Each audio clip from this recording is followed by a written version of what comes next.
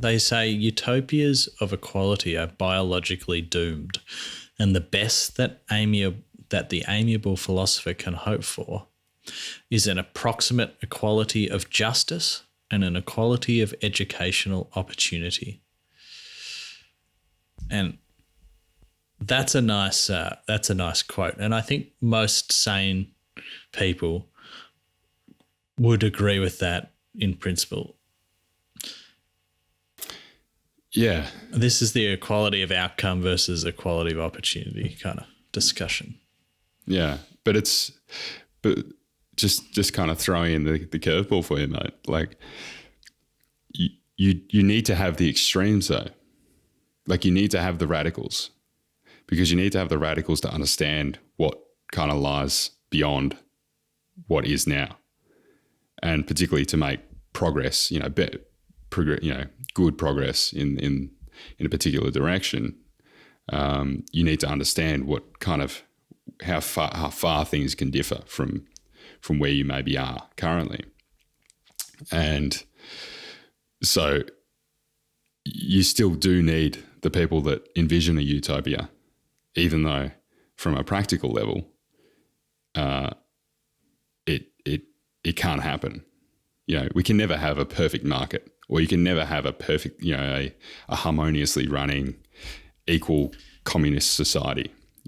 It doesn't happen. Yeah, that's a good point. It's like you need these differences of opinion on the sides, and again, it's that tension that comes in from everyone, and you kind of constantly swaying between these two philosophies. And that's a good thing for the society, isn't it? So you need those people on either end. But I think you would agree that the extreme end can be very problematic. Yeah. In terms of, as we've seen when some of those people, the extreme of either side get in power, there's been some really bad outcomes for humans over the journey from both the left and the right. Well, arguably, mate, both paths eventually lead to like dictatorship.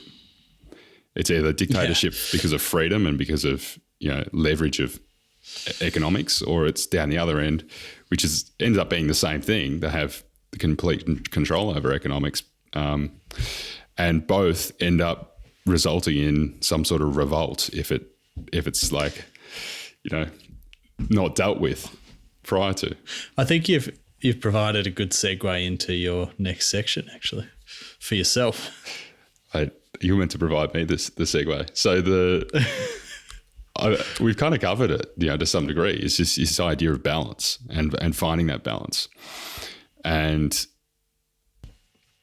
a great quote is that nothing is clearer in history than the adoption by successful rebels of the methods they were accustomed to condemn in the forces they deposed.